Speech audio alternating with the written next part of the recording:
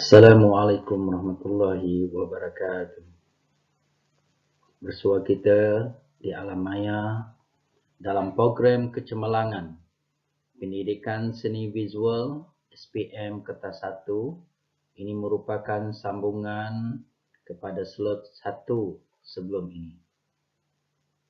Jadi ini merupakan slot 2 dan saya merupakan Cikgu Salimin bin Mashur, bertugas di SMK Kampung Nangka, Sibu, Sarawak. Murid-murid yang cikgu kasihi, jadi perkongsian cikgu pada kali ini diharap murid-murid dapat mengenal pasti nama tokoh, hasil karya, jenis alatan dan bahan, fungsi alat dan bahan, motif, gaya, aliran, dan proses dalam bidang-bidang pemikiran seni visual, reka bentuk, seni craft, dan seni halus yang cikgu kongsikan pada slot yang kedua ini. Selain itu, diharap murid-murid dapat mengaplikasi pengetahuan tentang tema, tajuk, media, gaya, teknik, dan pewujudan idea dalam bidang-bidang yang cikgu kongsikan pada slot yang kedua ini. Objektif yang ketiga ialah diharap murid dapat menjelaskan prospek dan hala tuju bidang-bidang yang dipelajari.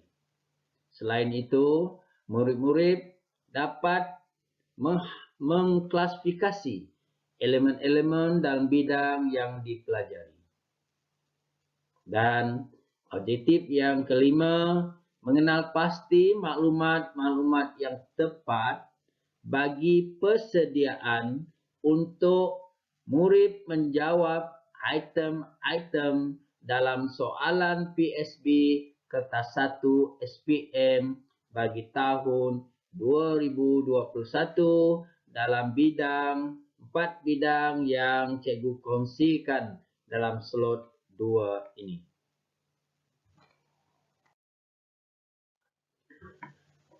Baiklah murid-murid, ini merupakan sinopsis kandungan slot 2 ini.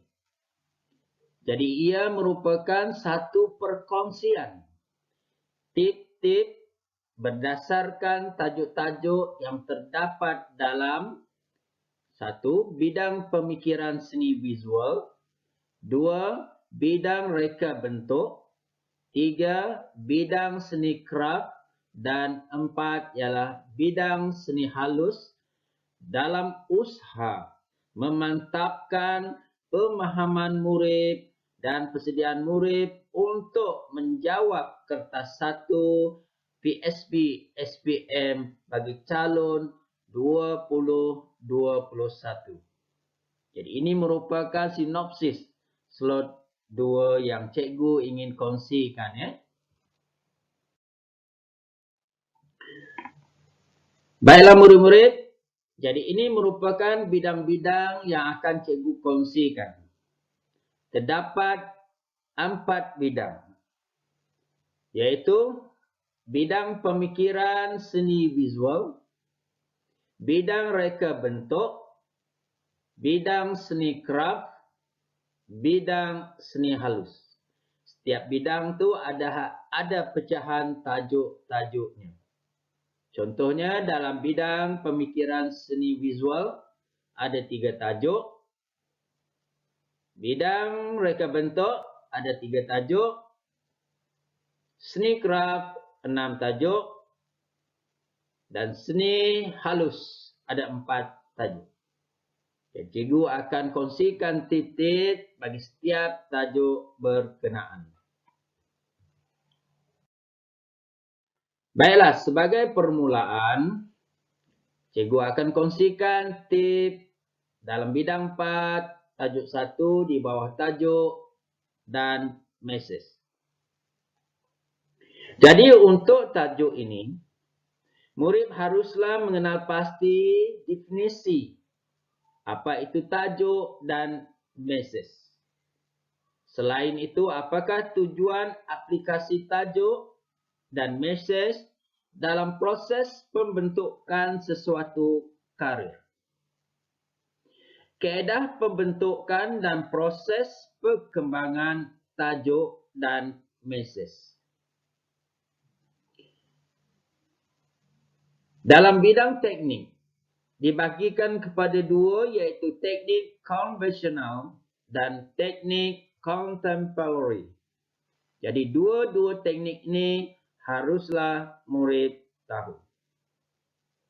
Untuk makluman murid-murid yang cikgu kasih sekalian, mesej juga dikaitkan dengan tema untuk sesuatu pengkaryaan dan perekaan. Sebagai panduan, apakah ini untuk hal benda? Bagaimanakah ini untuk bentuk? Dan mengapakah ini untuk kandungan?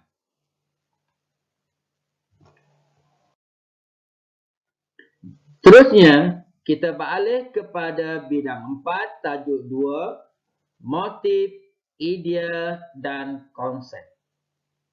Dalam tajuk ini, murid haruslah memahami teori motif, idea dan konsep dalam proses pembentukan karya. Selain itu, murid juga harus mengetahui, mengeksplorasi dan mengaplikasi kaedah pembentukan sesuatu motif, idea dan konsep. Menzahirkan motif, idea dan konsep melalui pelbagai sumber dan teknologi dalam menjanakan tugasan. Dan akhirnya ialah menghayati hasil karya seni visual berpandukan teori dan pemahaman motif, idea dan konsep. Jadi ini merupakan perkara yang perlu calon SPM 2021 mesti tahu. Okey. Seterusnya untuk bidang 4. Tajuk 3, designomik. Ini merupakan tajuk baru. Tajuk baru. Jadi, murid-murid haruslah mengetahui definisi designomik.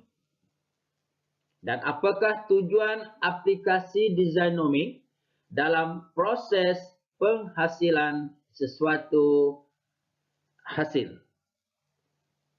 Kaedah pembentukan dan proses dan perkembangan sesuatu designomik. Jadi, sebagai panduan, mesej juga dikaitkan dengan tema. Tema untuk menghasilkan sesuatu pengkaryaan ataupun sesuatu perekaan. Sebagai panduan, penerokaan, menghuraikan dan mencerakinkan. Jadi ini 3 kata kunci sebagai panduan. Terusnya kita masuk dalam bidang 5 di bawah tajuk reka bentuk landscape. Tajuk ini ada 3. Yang pertama, reka bentuk landscape. Yang kedua, reka bentuk hiasan dalaman. Yang ketiga, reka bentuk industri.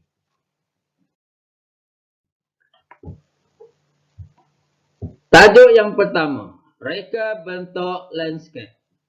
Pengertian reka bentuk landscape haruslah calon-calon tahu. Prospek dan hala tuju pereka bentuk landscape. Ini yang penting juga selepas mereka habis belajar, apakah pekerjaan-pekerjaan yang boleh dipohon oleh seorang pelatih pereka landscape. Okay? Antaranya ialah arkitek landscape, Dan bidang tugas mereka, reka bentuk landscape. Nah, ini merupakan bidang-bidang yang perlu Anda tahu. Kontraktor landscape, usahawan landscape ataupun nursery, dan inovasi dalam reka bentuk landscape. Ini merupakan contoh prospek dan hala tuju mereka bentuk landscape. Gambar-gambar tersebut merupakan yang boleh diceburi oleh mereka bentuk landscape. Seterusnya kita beralih kepada tajuk 2, reka bentuk dalaman. Apakah maksud reka bentuk dalaman? Prospek dan hala tuju pereka bentuk dalaman. Bidang tugas pereka bentuk dalaman. Inovasi dalam reka bentuk dalaman.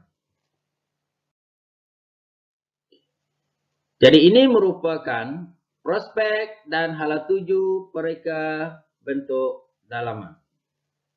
Ya, selepas mereka habis SPM, melanjutkan pelajaran tingkatan 6 dan seterusnya melanjut pelajaran lagi untuk mendapatkan first degree. Apabila mereka dah tamat, jadi banyak bidang-bidang yang boleh mereka ceburi. Seterusnya kita beralih kepada bidang 5 tajuk 3. Reka bentuk industri. Definisi reka bentuk di industri haruslah murid tahu. Prospek dan hala tuju pereka bentuk industri. Pereka bentuk ia merujuk kepada yang menghasilkan sesuatu produk, yang menghasilkan perabot dan yang menghasilkan automotif. Konsep dia dibagi kepada 3, mudah alih, ergonomik dan mesra alam. Manakala modul produk ia menjurus kepada produk skala, produk ergonomik dan produk prototipe. Jadi ini merupakan contoh-contoh sebagai rujukan yang ada dalam buku rujukan ya. Jadi sila rujuk. Dan ini merupakan bidang-bidang yang boleh diceburi dalam bidang reka bentuk industri.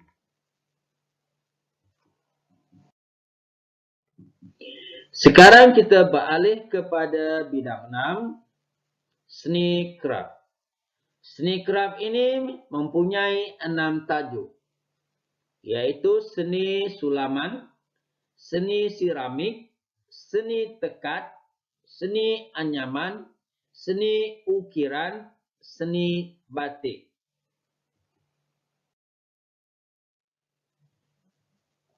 Tajuk yang pertama, seni sulaman.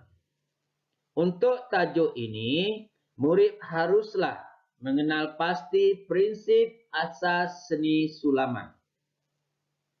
Murid juga harus mengenal pasti jenis-jenis seni sulaman dan apakah motif-motif yang ada pada sesuatu hasil sulaman dan bagaimanakah proses menghasilkan sulaman dan apakah jenis alat dan bahan yang digunakan selain daripada mengenal pasti kegunaan jenis alat dan bahan berkenaan dalam seni sulaman. Kemudian pada masa sekarang murid haruslah mengenal pasti apakah fungsi seni sulaman. Dan terakhir ialah reka bentuk sulaman.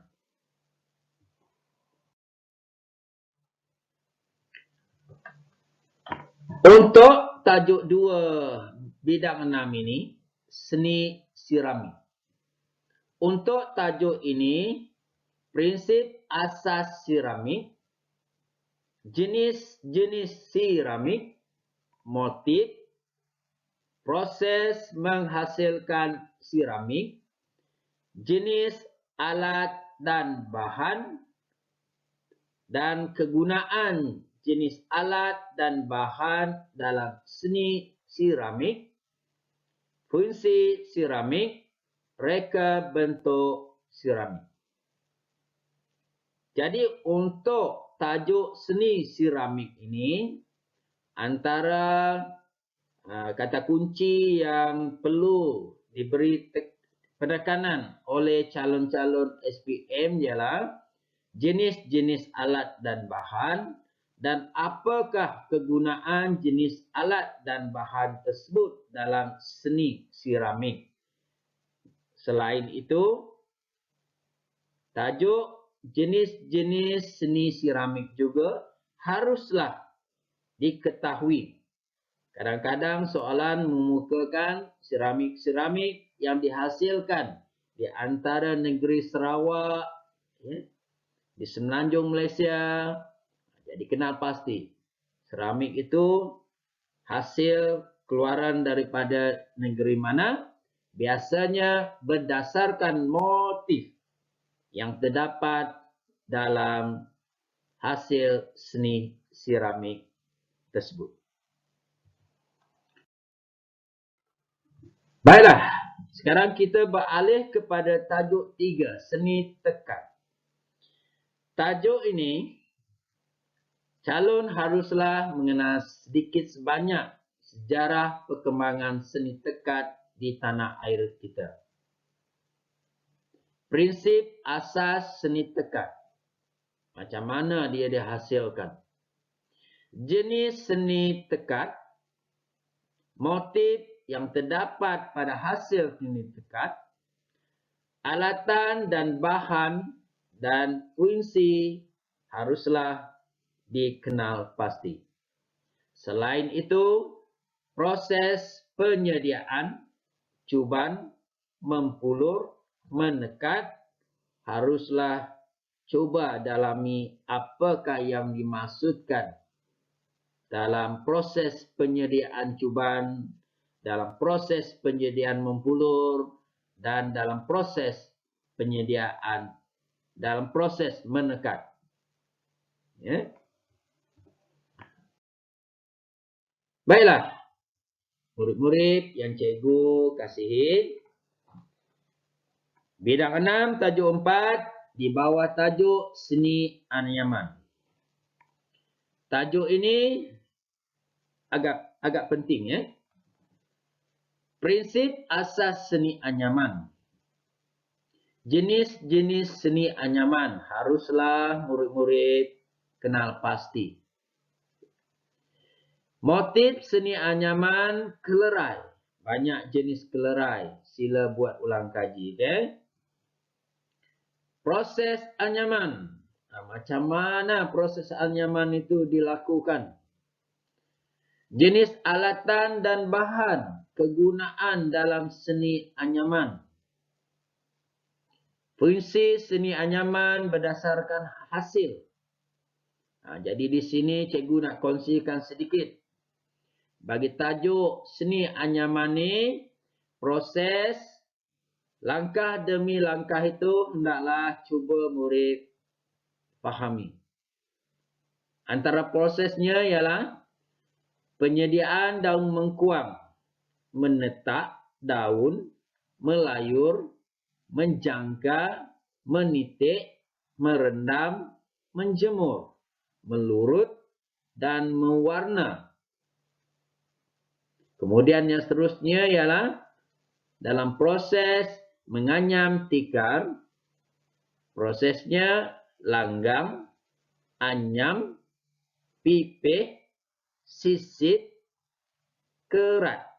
Jadi hendaklah tahu apakah itu maksud langgang, anyam, pipih, sisit dan kerat. Kemudian yang terakhir ialah reka bentuk tikar. Di manakah bahagian bucu tikar, tepi tikar, kepala tikar, dan badan tikar. Ini yang cikgu boleh kongsikan. Sila ambil perhatian. Ini merupakan contoh alat yang dinamakan sebagai jangka.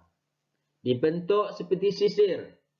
Digunakan dalam proses menjangka, iaitu membelah helaian-helaian daun menjadi jalur-jalur halus ataupun bilah-bilah yang lebih kecil. Ini pula ialah penyisip yang ada ditunjukkan oleh anak panah kat dalam gambar tu. Jadi penyisip ni digunakan untuk mengelakkan anyaman dari teburai. Seterusnya pelarut.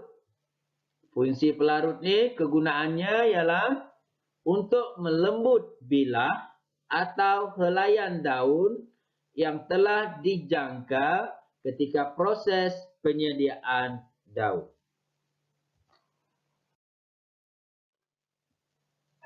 Jadi, seterusnya kita masuk dalam bidang 6, tajuk 5, seni ukiran. Jadi dalam tajuk ini, murid-murid haruslah mengenal pasti alatan dan bahan yang digunakan dalam seni ukiran, motif ukiran,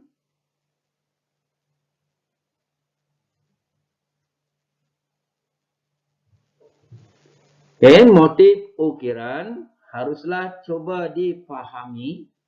Motif-motif yang terdapat pada seni ukiran yang dihasilkan. Dan ada 4 perkara lain lagi yang perlu murid tahu. Ada kat dalam slide tu.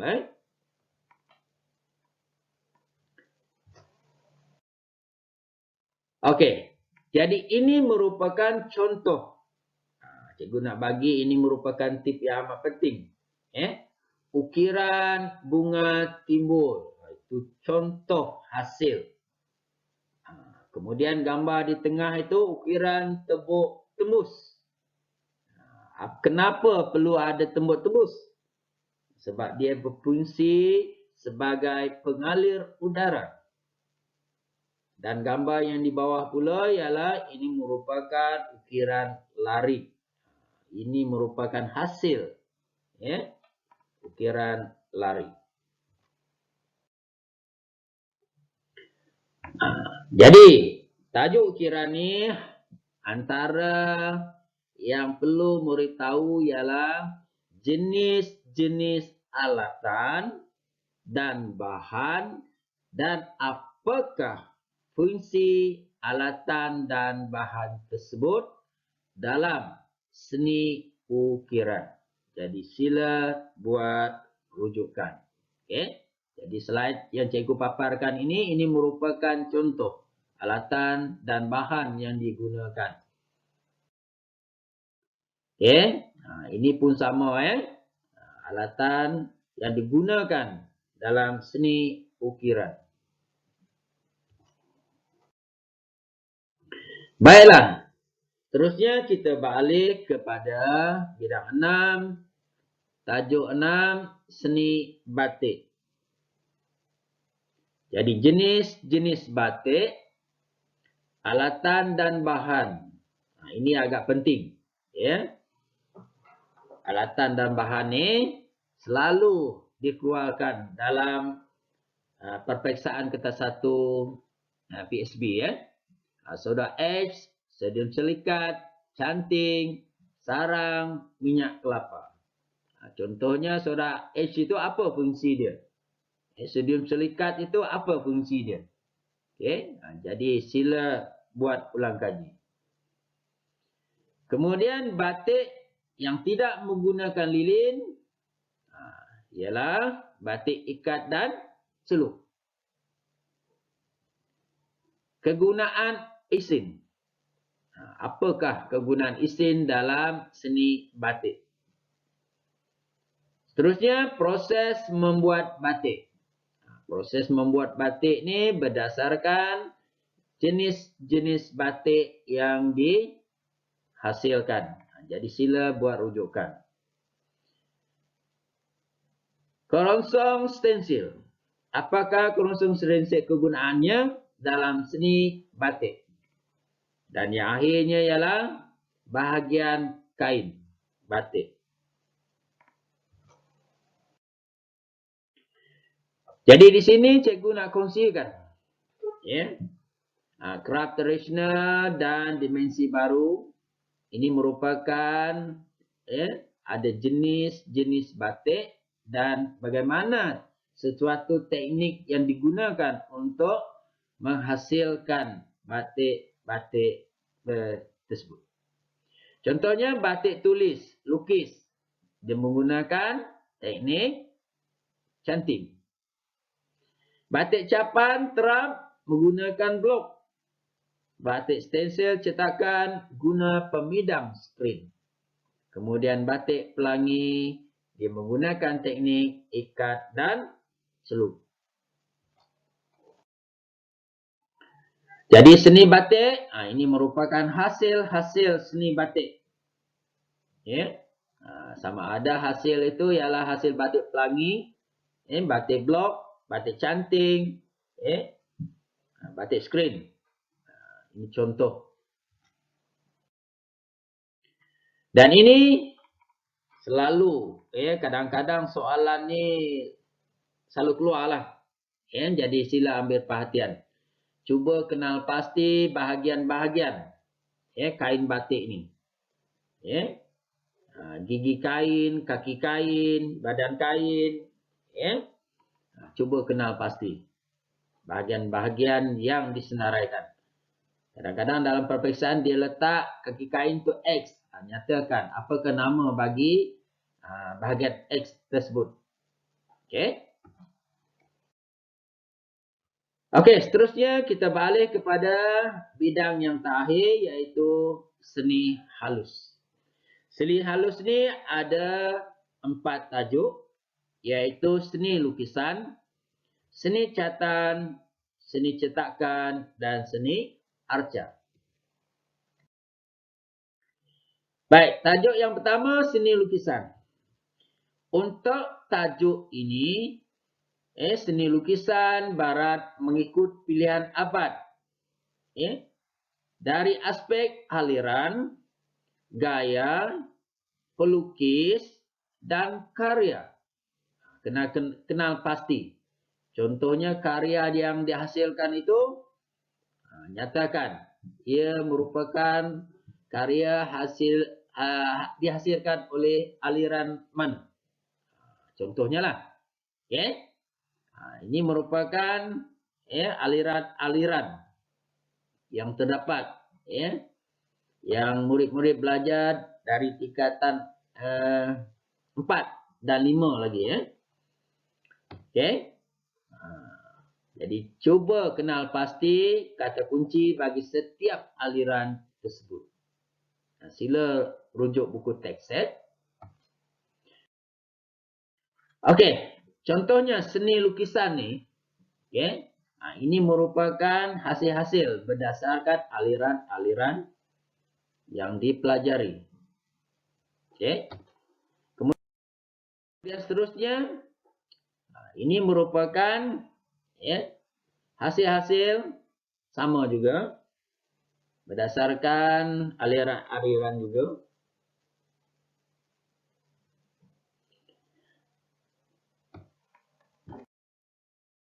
Okey, baiklah.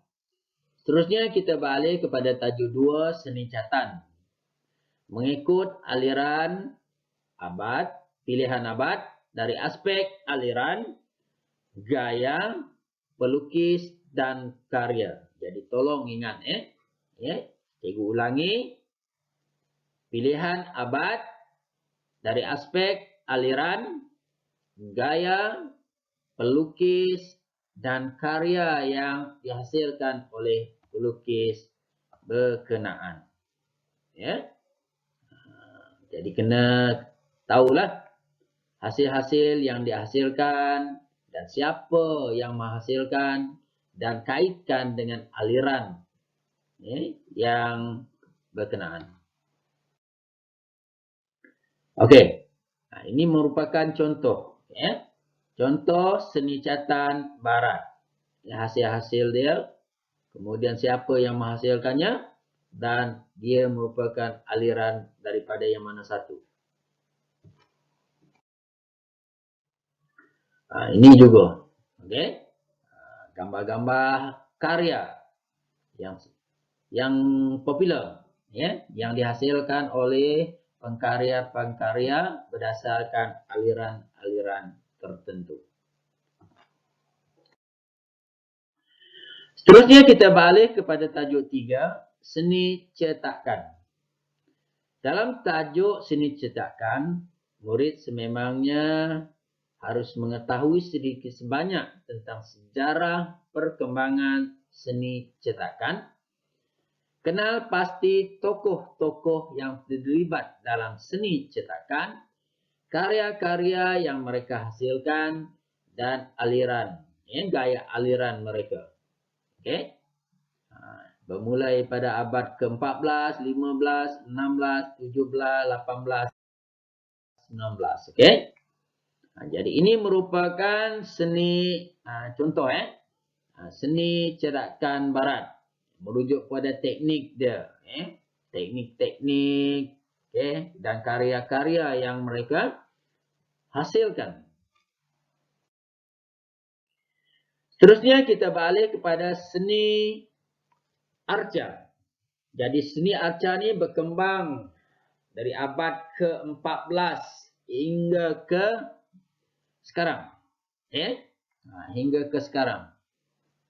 Jadi dalam tajuk ini, murid mengenal pasti definisi seni arca, kenal pasti sejarah perkembangan seni arca, tokoh-tokoh pengarca, karya yang dihasilkan, gaya pengarca, aliran pengarca.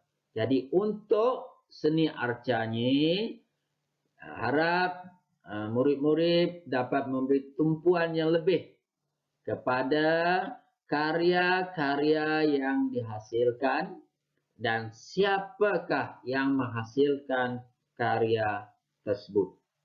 Ini tip untuk tajuk 4 ni, seni arca. Contohnya ini, seni arca. Hasil-hasil. Ini ada dalam buku, sila rujuk. Ini pun sama. Tengok hasil gambar hasil karya tersebut. Kemudian siapakah yang menghasilkannya. Okey.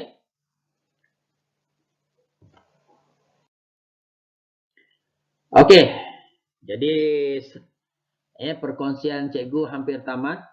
Sebelum itu cikgu nak kongsikan sedikit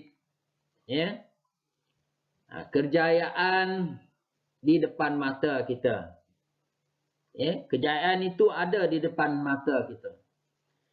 Cuma terserah kepada kita kalau seseorang murid itu mahu untuk mencapai kejayaan di depan mata, murid tersebut akan terus berusaha tanpa mengenal erti putus asa. Selagi ada kemahuan, disitulah ada jalan penyelesaian. Tetapi sekiranya seseorang murid itu tidak mahu nak ambil kejayaan di depan mata, murid berkenaan akan sentiasa memberi pelbagai alasan. Jadi ini pasti akan merugikan murid tersebut. Kerana murid tersebut mahu untuk gagal. Kerana apa? Kerana dia merancang untuk gagal. Jadi, pilihan di tangan anda. Sama ada mahu atau tidak mahu terletak kepada pilihan sendiri. Cuma nasihat cikgu agar setiap calon SPM PSB 2021 mempunyai iltizam dan semangat yang tinggi untuk mencapai kejayaan yang diharapkan. Okey, baiklah.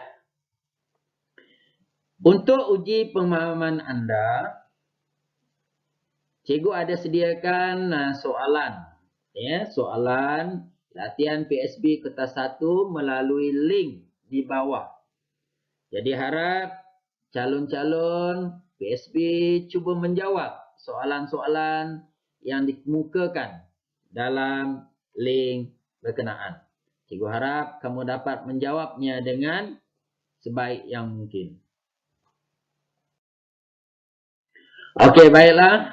Jadi tamatlah perkongsian yang ingin cikgu kongsikan pada slot yang kedua ini. Dan diharap perkongsian tip-tip, tip-tip perkongsian yang cikgu kongsikan dapat memberi manfaat kepada calon PSB dalam mempersiapkan diri untuk menjawab kertas 1 PSB SPM 2021. Jadi, mudahan murid-murid semua dapat beroleh kejayaan yang cemerlang. Assalamualaikum warahmatullahi wabarakatuh.